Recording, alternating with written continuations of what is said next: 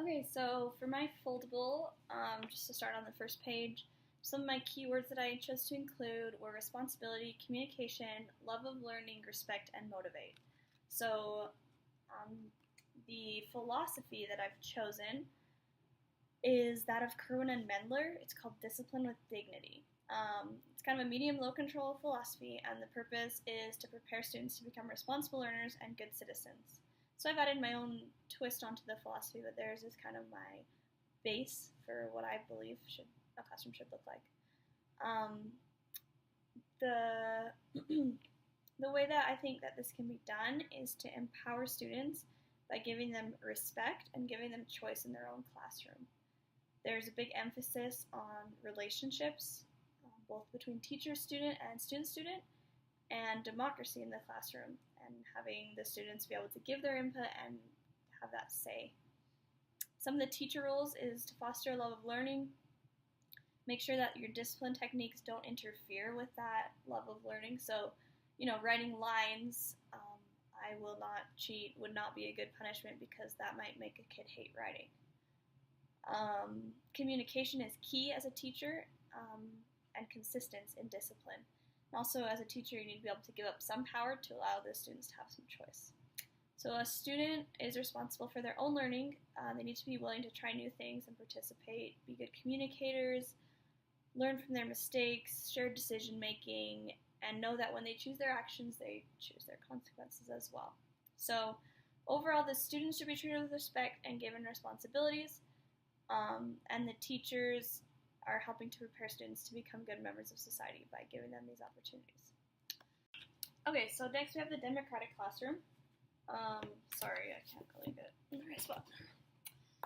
So my overall kind of thoughts on the democratic classroom is that the purpose of school is to prepare students to become participants in a democratic society, yet we typically have our classrooms organized in a dictatorship where the teacher is at the head. So to me that just doesn't make sense.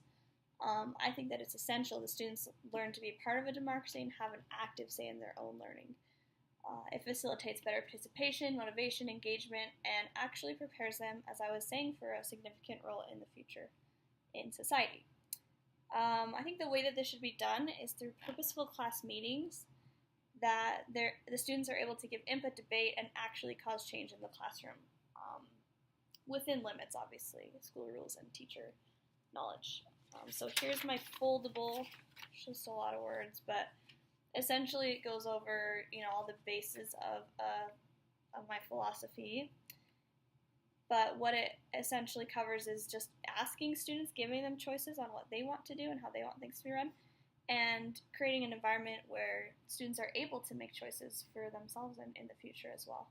Creates responsible citizens, and it has lots of leadership opportunities for the students through class jobs and other methods. Okay, on to the intentions for motivation.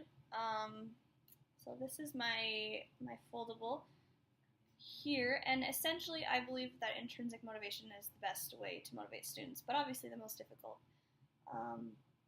So I kind of have steps here on how I think you can help learners, if they so choose, move from external to internal, because most students are at the point of being externally motivated in today's school system. So first I have make it interesting. First you have to know your students and know what is interesting to them, and then do things that are interesting to them. Next, you need to offer choice. So if there's a project and you have a learning outcome, maybe offer 3 or 4 different choices of how they can do the project so that they have some autonomy in their own learning. The next is to encourage students, to let them know that you believe in them and that you believe they can do it is huge for them to be intrinsically motivated to do something. Fourth, I have goal setting. So teaching students how to set goals and doing it with them and showing them how they can break down this big project into small steps, make it seem a lot more manageable for them. And then last, I have share. And that just, once they feel that motivation, they're a lot more willing to share it with parents, friends, other peers. And that kind of takes the project from just in the classroom, or the learning from just in the classroom, and it takes it outside of the classroom, which is very meaningful and can cause motivation in the students. Okay, I'm going to go over my rules and procedures and my prevention here. So essentially, the basis of my idea of rules is that students should be involved in the rule-making process.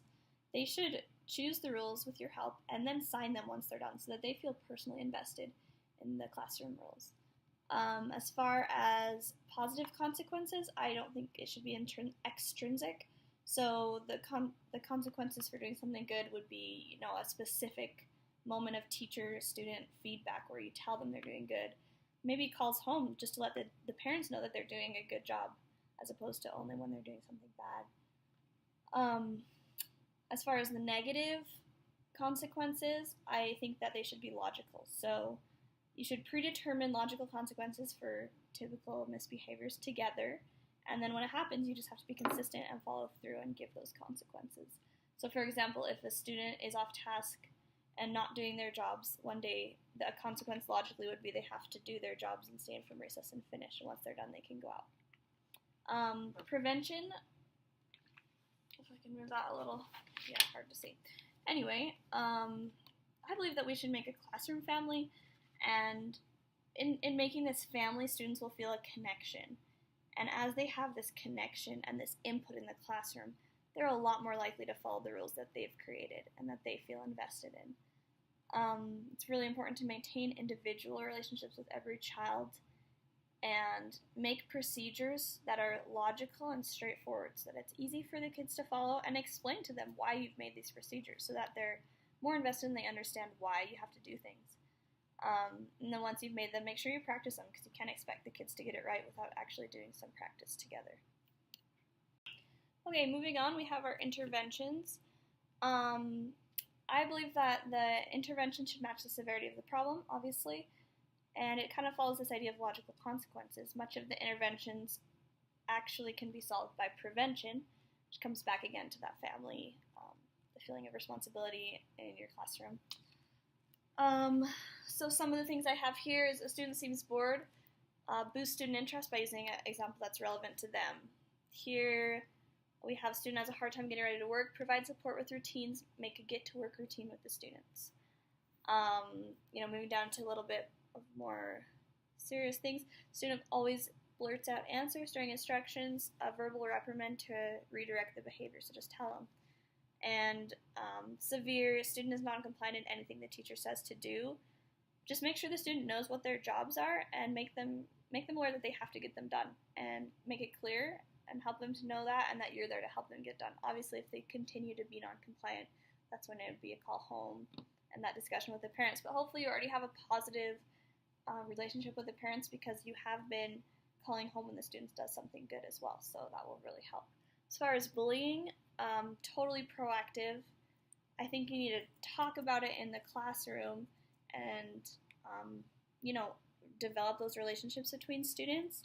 You need to be especially vigilant at watching those high-risk times, making sure the students are safe. And then if it does occur, that's when the parents and principals would get involved, but you just intervene immediately on those situations. So last, I have my classroom map.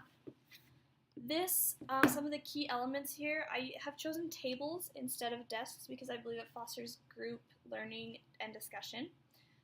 My desk is a horseshoe so that I can do lots of one-on-one or group-on-one tasks with the students, and they have a place to come that they can feel comfortable. I have supply shelves here, and these are where they keep pencils, erasers, scissors, anything they need. It's all here, and it's all communal, so that, again, fosters the classroom family and also serves as their desks are a place of learning and not of distraction, so they're not always in there searching for something.